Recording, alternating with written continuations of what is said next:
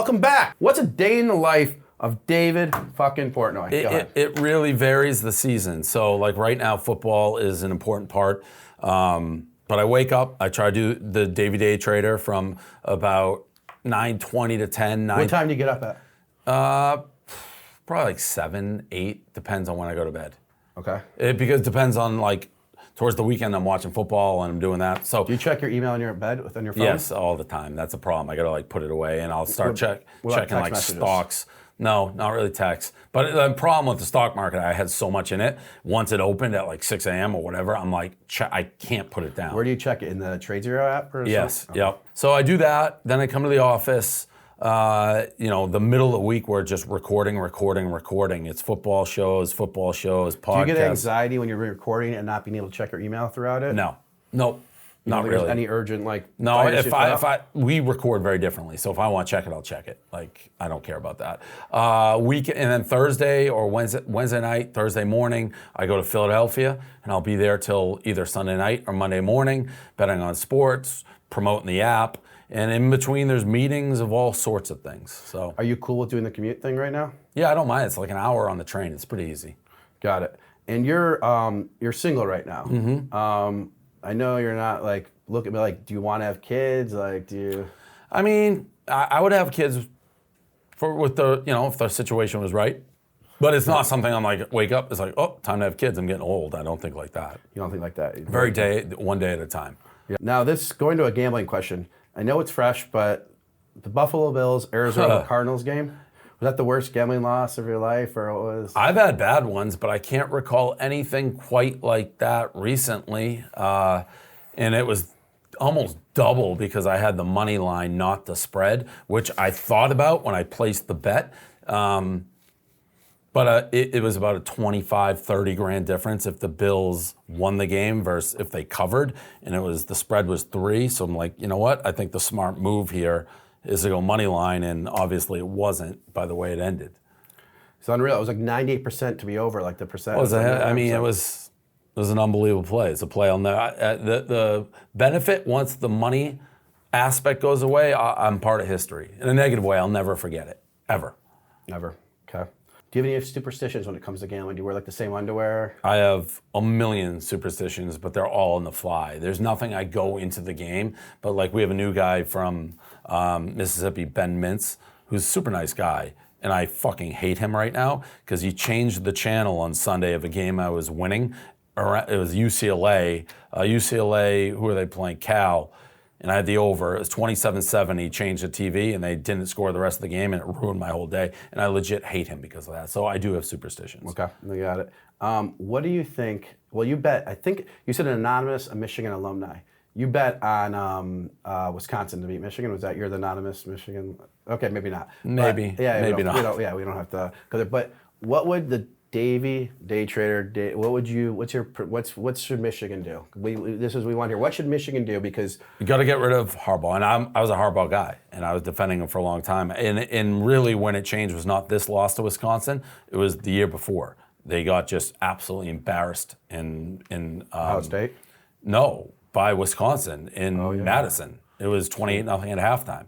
And we've become a less version. Like, if you want to just get blown out by Ohio State every year, fine. Ohio State's a premier program. It was the opposite when we were there. But when you've literally become just a mid-rung team, it can't get worse. So you got to get rid of them. We interviewed a guy, Pat Hill, who I would love to go there, old Fresno State coach. Deion Sanders, who we do stuff with. I don't think he'd go to warm weather. I think he'd be awesome. I think he's going to be an awesome Division I coach at some point. And I like the Coastal Carolina coach. But you got to get rid of Harbaugh. Got to get rid of him. And there's no way in a million years that Urban Meyer would go there, right? I have no idea. I mean, if you paid him enough money, I think he's a scumbag, so he's, potential to do anything. Okay. I mean, Luke Fickell is another name. I don't know that he'd ever go there. Yeah, no, that would be. It's an interesting. I mean, they have such good talent. The player, they're good. Do good they? Players. Oh, well, so when they high school, they say 4 stars. I don't know. I mean, I saw a stat they showed during the last game that in the Lloyd Carr era, like 25 skill position draft picks in the NFL, and under Harbaugh they have like 8. So I mean, that's a huge drop off. You were there for a national championship, though. I was. Did you go? Fake. Well, it's shared, right? I mean, it was shared. It wasn't. It wasn't in the way they do it now, where it's one. They should have won because Nebraska tied, and they just. Yep. But it wasn't, the BCS Bowl where you go play. Did you go on the field? No. Did you go on the field at all, like in Michigan? I was a nobody. I mean, how would I ever get on the? I went on the field they to rushed the field. Everyone rushed the field when we beat at home at the Ohio State. No, I didn't.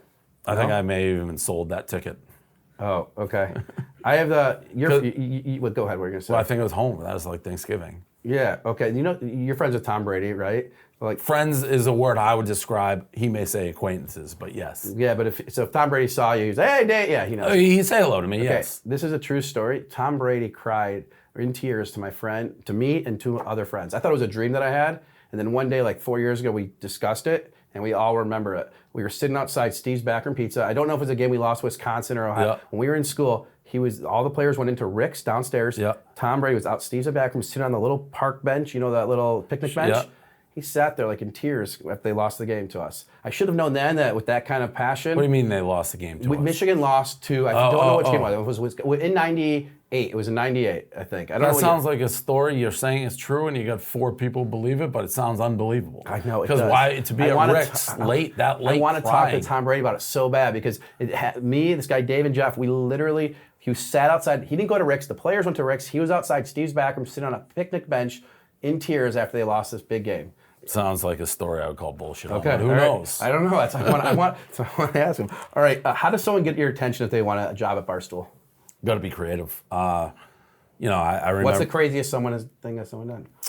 I mean, YP, our outdoors guy, he made a rap video on YouTube, and it looked like he mimicked to the T. So our office, the way I talked, he had my shirts, the background, and it was. He put it on we have a Reddit page where people go bananas. He put it on the Reddit page, I think. It made its way to me. I commented on it. He jumped in a car from St. Louis with a bunch of exotic animals. That caught my attention. It's almost... That's unbelievable. We've had a whole different way. Like Coach Doug's, who we just hired, was an imaginary coach that Dan Big Cat was playing EA Sports college football and made this guy up. Coach Doug's happened to look like the fake character and started going to the different stadiums. Like if Dan was playing the video game like Tennessee versus USC, Coach Doug's would go to USC and pretend he was the coach and do press conferences. That caught our attention. So it's just most people like, hey, trust me, I'm funny, I want to work there. It's like, join the club, dude. You have to somehow be creative.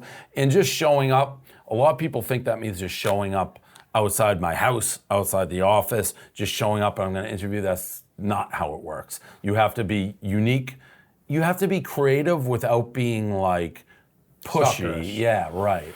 It's a fine line. It's a fine line because the other part is like they do that crazy that thing that the guy was saying they put on Reddit. But how did he get you to discover the rap? I mean, that's also and it took a while. You just got to be creative. I remember when I started Barstool, I said I would get back to every single person who emailed me. Obviously, I don't even check my email now. It's just like too much. Was your attitude like some people didn't give you the opportunity? Yes. I wanted to work at a hedge fund, and I said if I ever get this business successful, I will always get back. But the thing is, if someone emails 3 bullet points how they can help impact the outcome or whatever, then you're way more apt, Correct. You probably get emails that are like, the number one thing we get is just trust me, I'm funny, it's my dream job. But that does no good. And the beauty of where we are now, the internet, you don't need me to prove it. Like, go prove it without us and show the results. Right, yeah, exactly. Like, how are we going to help? So many people like, I'll kill it, I have so many ideas. Well, go do it. Like, why do you have to be with us to do it? You don't have a video camera, you can't do it. So that's the easiest job resume. Right. So I did it, and I want to be with you. Okay, all right. Couple of last few. I know how the President Trump interview come about, and then what's the coolest experience of your life? So Trump, I was in Nantucket. That's my month I take off, July, and I got a call. It was Wednesday, late Wednesday, and they're like, "Hey, Donald Trump wants you to come interview him in the Rose Garden." And I was like, what? And the interview was the next day. I've never interviewed anybody, but it was the President of the United States. So I was like, all right, if this is really how, I didn't really believe it. Turned out after he did that was part of his strategy. He was doing a lot of things with internet people, but I was kind of a first. So that was super cool. Coolest experience, lately. So when I sold to Chernin, they asked me 2 business influences, and I said Rob Dyrdek, who I thought turned just skateboarding into a lifestyle brand in multiple vehicles. I'd like to meet him actually one day. And the other was Jimmy Buffett, I was a gigantic parrot head, still am. Like in high school, I dressed the car as a shark, go to the concerts. Lately, I did a Zoom with him, probably during COVID. Someone asked me to host a benefit, and it was there, and I was like, all right, host it, what is it? And it was, the artists were Kygo, Tiesto, and I'm like, okay, and then like Jimmy Buffett. So I'm like, all right, I'm in, don't say anymore. This thing never happened, the concert, but I did do a Zoom with Jimmy, and I got to talk to him for 20, and now we kind of stay in contact. Like he sent me an email the other day, and it's surreal because he's been like my guy growing up. And then whenever someone asks like, who would you want to meet? I'd always be like Jimmy Buffett. Like That's amazing. So that has been surreal for me. That's And his awesome. emails, by the way, write like his songs. They're long and like storytelling-ish. It's like wild. And you read them all. Oh yeah. Yeah, you love it. He could tell me, like, I'm very aware of when people are trying to get like free advertising or do this. And sometimes he's like promoting out. He could tell me like, hey, I need you to do a Jimmy Buffett takeover for free just because I said so. I'd be like, okay, done. Were you into rap when you were younger too, though? No, Like, not huge. So it wasn't like, okay, but you were into Jimmy Buffett. Huge Jimmy Buffett. Was your dad into it? No, not really. The 2 business, I was either going to go with a business route in my brain or to an island and be like a bartender and take it easy. I obviously went the business route, but his entire like shtick of like the beach bum music and all that just resonated with me. Okay, got it. And that was before college and all that stuff. All right. I know you said you would never really consider it, but that shirt, the hat, is kind of, running for president with Elon Musk. I know you said you would never want to be president, but if something push came to shove and Elon Musk came to you and whatever, would you? I would do it as a publicity stunt. I would never follow through and want to be president. Never. What about vice president, Elon president? No, I would never.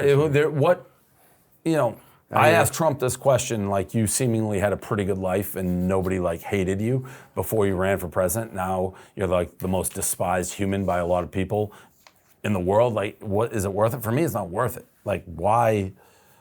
I want to enjoy my life. There's nothing that seems like enjoyable. And I am not some philanthropist, or I butchered that word, but I am not some guy who's like, I want to exist, at least not now, for the betterment of mankind. I want to exist for the betterment of Dave Portnoy and people who are important to Dave Portnoy. And if I don't know you, I don't really have some human need to, like, I'm into my thing right now. Totally get it. I totally get it. Now, I know we talk about Dance with the Stars, but what about The Bachelor? Did they ever come and approach you? They have not. I'm friends with Chris Harrison. I wouldn't do that. I would do that with one exception, and I'm still, and it's probably too much anyways, I am super close with my ex, and I wouldn't want her to have to see any of that. So even though I joke and talk, I still try to keep my private life private, and that's a big reason. Isn't that so hard for you though? Because it is hard. But I mean, if you look, it's not really out there. It is not. No, it's not. Yeah. But you and your ex-wife are like best friends. Correct. I find that more common these days. I mean, I don't know. We're very friendly. Yeah. And she was with me from day one, so it's like I probably trust her more than any other person who exists. Got it. Yeah. So that's why you don't want to be out there. Yeah, because it's still weird. Like, I won't want to see her necessarily like all over TV dating somebody. Okay. Last few, I promise. But if you play, do you think you could hit a Major League Baseball pitcher? I know you're a baseball If guy. you let me, age aside, I don't know how much my like reflexes and skills have changed. But if you let me prepare for it, like get back in the swing and playing baseball, yes. Okay. If you played LeBron 1-on-1, would you score? No. No chance. What about Roger Goodell? Would I score on him in 1-on-1? Yes, 100% yes. You still do not like both of these? Do you not? They're very different. LeBron's never acknowledged my existence, and it's a lot of it. I just read stuff. I don't know him at all, and it's a Celtics rivalry. If he turned around, I was like, I like Barstool. I'd be like, I like you too, LeBron. Goodell's far more personal. Yep. So I don't know that he'd ever say that. I won that charity auction that he backed out of. Would have been interesting. That was probably one of the best. I mean, you don't stop. You always have these moves. Like it's like you're always playing chess or playing like. He's easy to play chess with. If Goodell was probably put his arm around me like, yeah, you that clown shirt, I like it. I'd probably like him too. Okay. Now, a couple. Jim Cramer. What do you say about Jim Cramer? I love Jim. So Jim and I have a legitimate friendship. He took me. I went to the Eagles-Patriots game in his box. I think he's brilliant. I think he's a trailblazer. And I'm a huge fan of his. I think he's like one of the most impressive guys. Work ethic. Gets up at 3 freaking in the morning. He's exactly how he is on TV in person. Like a mile a minute talking. Genuine, nice guy. And there isn't a ton of people that I would say I would go to for advice or I truly consider myself now a friend with. I've met through this. He's one of them. I truly like him. I went in my email from a way back in the day before Jim Cramer had his own show. He was on a show with Larry Kudlow. Yep. I emailed into this is me being my early 20s. I emailed into CNBC. Can Jim Cramer please have his own show? Can Jim Cramer please have his own show? He had a radio show at the time, and he was to me trailblazer. Mad Money is a trailblazing show. 100%, and he should have had it years in advance. Yep. And I just listened to a story from him, and he was like, the old CEO didn't want him to have his own show. I didn't think of people. It's like you. I think you're a trailblazer, and you should have a TV network. Like the Barstool should be on TV, and the Sirius satellite. I mean, hopefully that deal's being worked out. Yeah, TV. A lot of it, people are afraid of, and it's no different than our deal probably with why it didn't happen with FanDuel DraftKings. We are different.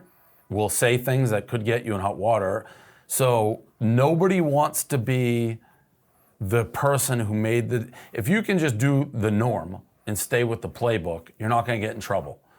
If you go with us, whether it be average, whatever, the ceiling is much higher, but there's also a little bit of risk. So that's like TV. Imagine me on a stock show. I'd kill it. It would be by far the number one show. But people are conservative. I was almost annoyed with your morning show because I had to sit there. I'm trying to grow Benzinga, and I had to watch you. People are like, we have a phone call. I'm like, I can't do it. So it was like 9:30. I'm talking about when you first started. Right. You were on and it was the best. And it was the best. And you were using that Periscope. I didn't know why you were using Periscope. Why didn't you put it on your own website? But maybe you have a deal. I don't know. But the Periscope would go to the website, and it was kind of off the cuff, but it was the best. If you think about viewership and eyes and eyeballs, you attracted eyeballs. Right. You would say, and then you'd go, and then Stuart Varney, you'd say, I'm going to be on Stuart Varney for this, and they bring in for 4 minutes, but they didn't ask No, I haven't been on since. I was on that show a lot beforehand, and then he asked me to come on. I assumed it was going to be the stock because of the stock show. He didn't even ask me about the stocks. I said to him, this is wildly insulting. So you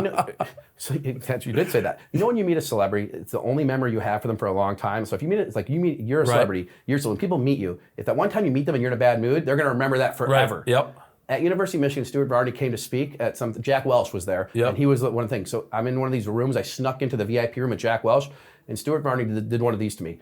I was so excited to meet him. I'm this 19-year-old kid, right? And I go talk to him, and he's like, just wait right there. You know one of those things when you wait right there, and he goes, I'll be right back, and they don't come back. They never get back. I just stayed there. Yeah. I'm still sitting there, and that's all I think about when I see Stuart Varney. He blew me off of that. Liked him. I have really liked him every time I met, but I've started busting his balls because then he equated me to a taxi cab driver too. But I do like Stuart. Yeah, well, he still tells me to wait right there. I'm still fucking waiting. I don't know what to say. All right, I almost missed this. Now Mike Gruen would have kicked my ass. So what do you think about this Mike Gruen guy and this? You're going to this younger audience now. He's one of the most off-putting, obnoxious, but successful people. He's starting to grow on me. But he's got the sway house and he's in this TikTok world. I didn't know what to make of this dude when I first met him. I'm like, this guy is a piece of work. But what I like about Mike Gruen is he'll own it. He's like, yeah, no, I get it. That's how I am. We're trying to stay relevant. Barstool always tries to stay relevant. I think the biggest compliment, or if I'm patting myself on the back, the greatest thing Barstool's done is we've been legit, cutting edge, and relevant and cool for almost 2 decades. So hard to do that. Unreal. And we have to continue to do that in this TikTok thing. It's like, all right, what the hell's going on here? So the opportunity for me to get involved in that world presented itself. I'm now doing it. The show is more successful than I thought it was going to be, faster than I thought it was going to be. The show, BFF. Yeah, BFFs. Yep. The Morning Brew guy. Do you know them? Yep. He tweeted I don't know what I'm doing. He's like, this is the worst of the, I don't know which one did it, but I saw it. I keep mental notes, and I don't really care, but I do care, I guess. Some people try to do it to agitate to get a response from you, maybe. I didn't respond to it, on the thing, but he's like, this is the worst one. It's by far the most successful, which I knew it would be. But yeah, Gruen is the one who set that all up, and he's an interesting cat. Yeah, and one of the more interesting people, and I can't tell positively or negatively, that I've met in a while. Yeah, no, I told you how I met him earlier. Are you friends with him? I met him at SALT, at Anthony Scaramucci's event. Like he 4 always years ago. is pushing political people on me. It's like, dude, I don't want to talk politics. And and I met him, and I saw him. He was talking to Mark Cuban, and he was like, I don't think you can meet Gruen without forming a strong opinion one way or the other. But he has he's backing up a lot of what he says. He's just an interesting dude. And he loves Bitcoin. You think? Oh my God, yeah. So he loves. Okay, so then Josh Richards, you went out there, you did the video without your shirt on. Yep. Which was freaking hilarious. It went viral, and you already have 1.6 million TikTok followers in like under 6 months. Yeah. So TikTok has been growing fast. I can't grow on Instagram. They've shadow banned. Oh, they take you. The second I did anything, well, I don't know how they do it. Some people say it's an algorithm and they just search the entire internet, and there's a lot of bad shit on me on the internet. Stuff that if I read, I'd be like, oh, this guy's fucking Hitler. It's all written from like a small group of people who fucking hate me. There's like some group that like tries to call you. It's like the Deadspins of the world, basically. Yeah, and why? Why are they? I have no idea. They're crazy. I mean, I used to think they're not crazy, but they are. I go with the notion that everyone's a hater, but then, or like, when they're jealous or something. It's a combo, and I honestly think like Trump broke people's brains. Like almost everybody who hates me, if you go 5 tweets deep, it's somehow political. And I always say we're just trying to be like funny and interesting, and like people are always surprised when it's like my dad fucking hates Trump more than anyone in the people have this vibe of me that I'm some big Republican, or like a crazy like conservative. It's just not true. I would personally guarantee if Joe Biden called you to go on the interview, 100%. you'd be there in 5 seconds. 100%. 5 seconds. That's what's it's so messed up. It's not even, and we've tried. We reach out, CNBC, anything, but it's a crazy world. So that's, I think, a lot of where it stems from. And they take things, like for a while, I could be my worst enemy because we get into these disputes, and there was one female journalist in particular at Deadspin at the time who I think is legitimately Looney Tunes. I always give this preface. She wrote an article, Drew Brees broke the passing record, and his 2 sons on the field, the mother's holding the daughter, and Drew just is caught on mic saying, see boys, if you set your mind to it, you can do anything. She wrote a hit piece saying, how did he not say that to his daughter? That to me is a lunatic thing. So this girl wrote 1 million negative things about me, and they weren't just like, I don't like what he says about this. They were like personal, like how could anybody marry him? His ex-wife must stink, or something to that effect. He's an angry, like snivelly raisin. Over and over, I didn't get mad. It's like, okay, I kind of actually like this. She's like talking how we do. She's in the arena. So I finally addressed it, and I put a clip from Seinfeld, which I know you must be a Seinfeld guy, and it's George Costanza. Any woman who hates me this much comes around once in a lifetime. So I put the clip. I'm like, she hates me so much, I want to date her. And they turn that into like I'm sexually harassing her. And then when they do that, I double down. I'm like, oh, that just makes me like you more. So it's almost like 2 different worlds. It's like, how are you taking what I'm saying seriously when it's so clearly a joke? And by the way, she talked about me 100 times before I said it. So, but it spirals. And the same people write those articles, and they lead to more articles. And, I'm trying to get better with it and only get involved when it really, really matters, because we have this deal with Penn. Like AOC, who was another one, politician, who in my mind, like we did the whole union thing, was a huge, huge deal. And to me, it was very much a joke here at Barstool. Like unions, I basically like, oh, they're gonna create, like to what you said, I work my ass off. I give these people jobs, they fire unions, I'll break it in 2 seconds. Said off the cuff, and it was like Deadspin did a union. I'm like, well, if you're talented, you don't need a union in this space because you can just go somewhere else. It became a huge thing. AOC jumped into it. I didn't even really know who she was. I'm like, oh, this is gonna go viral, this is a click. So I got involved. But It became a big thing when we did the Penn deal. Is don't get in arguments with government officials because they ultimately gambling commissions all this shit. So AOC, almost as a test from God, right before the Penn deal was about to be done, she tweeted at me again, and I just bit my tongue and ignored it. It was almost like Jay Snowden, the CEO of Penn, somehow orchestrated it to be like, all right, he says he's not going to do it, let's test him, because that was... And you bit your tongue. I bit my tongue. Yeah, I mean, that's... Okay, now these are the final ones. Nelk Boys, you were in California. Anything coming with the Nelk Boys? We'd like to work with them. They have really... They've blown up. Those guys are freaking hilarious. I mean, Yep, it's an interesting group. They've blown up. They've blown up. I've watched them for like, pranks are good. Not my cup of tea for content, Yep. but they've blown up. Yeah, I mean, they Young. They went on Trump's plane. Yep, yeah, everybody. That's why I knew Daylight. Trump was doing everything. Trump wanted to do another pizza review. He did something with, not Clay, but the other guy. Another... who's his buddy there? I forget. Dana who works White? for him. I mean, Dana, they were everywhere. No, Yeah. but their audience is young, but yes. Yeah. Okay, and how do you ever get anxiety? Do you ever get anxiety? Like, do you ever, you have so many people that rely on you or whatever. Does that become a thing? I get like mad. Or when you started the company, you didn't have money. Were you freaking out? Yes, much more so. I thought the company was go. going to go out of business when we did a concert tour. Like, Yeah, so you got anxiety then. yes, it's like because my personality, it's like we did one concert tour, very successful. I reinvested it, put a lot of money into it, bought all these arenas. I was four-walling concerts basically. So I was in each venue for maybe 200, $250,000, and we weren't selling tickets. And it's like, if I'm held to have to pay all this, we're done. They let you out with penalties. We lost money. It didn't go under. Now, financially, I think I'm pretty secure, but I'm tenacious, and not to be like, hey, buy Penn stock because I'm a Penn holder, but if I was somebody, I am a tenacious, I hate my competitors. I fucking hate them. And that's what motivates me more than anything, not even winning or anything. I want to make people like suffer who passed on us. So, and I don't hate them. Like I said, I like the FanDuel guys, I do. But I want to make them rue that decision like forever. I'm maniacal. And it's like, my favorite clip is like Brady and the Brady 6 when he's like crying about the people who passed over him. Like that, I have that. I think he was crying when he was talking to me outside. Yeah, right? It maybe based on that. It's like the champagne bottles in my office, the enemy names.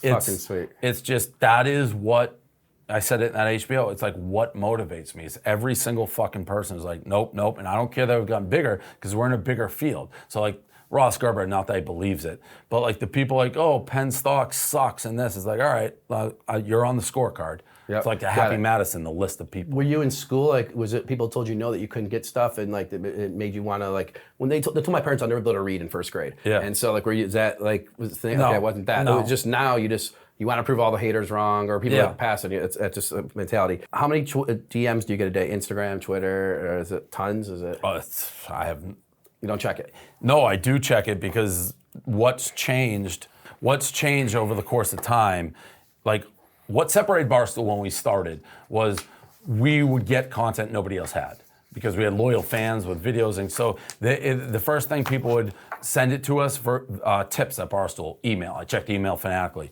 Then it moved to Facebook, people would message us. Now Instagram is how people send like pizza places, weird videos. So I do check it, but it's hard to keep up. Like if every single time I press refresh, if I press refresh, look at the messages, say there's 10 of them, and I press refresh again 20 seconds later, there's another 10. It's just, oh my God. It's nonstop. So don't you get anxiety? You have to look at all that shit? No? I just scroll through quick, and if something catches the head. All right, last question. Okay, this is the hour-and-a-half interview. Thank you so much for spending time. You're the fucking man. The last question is, tell us one thing or something that no one knows about Dave Portnoy, if you could think of it. I think the people who don't like me, for them, I'm probably one of the more misunderstood people there. Like, it's ironic that the people who fucking generally hate me, I feel like if you laid out how they look at the world, I tend to be closer with how they look at the world than the enemies, but they hate me so much, and it makes me hate them too. But yeah, it's everything I do is an open book. So those would be the people. Like the people who don't like me just have no clue who I am. Got it. And they just don't. They don't want to seek to understand. They don't read into it. Yeah, because when you like, whatever, like, and you just have to read into it and understand the story. It's one of my favorite quotes I use a lot, which is still like the New York Times or New York Magazine, I forget who it was, did a big story on us. And the guy who came in was doing it on PMT, when PMT, not that it has changed, it was really blowing up and everyone's like, what the fuck? It's the #1 podcast in the country. Yep. And he came in doing it on them, and it ended up being a much larger piece on Barstool when he saw there was way more. Like when PMT first launched, there were people who like didn't even know it was part of Barstool. They're like getting introduced to Barstool. But he did a story and he had a quote in it. He's like, all my friends, he didn't like me, and he may have changed a little bit, but he's like, all my friends who I consider Northeast liberal, highly educated people, when I ask them if they like Barstool, they're all like, yeah, we love it. And he's like, I'm stunned by that.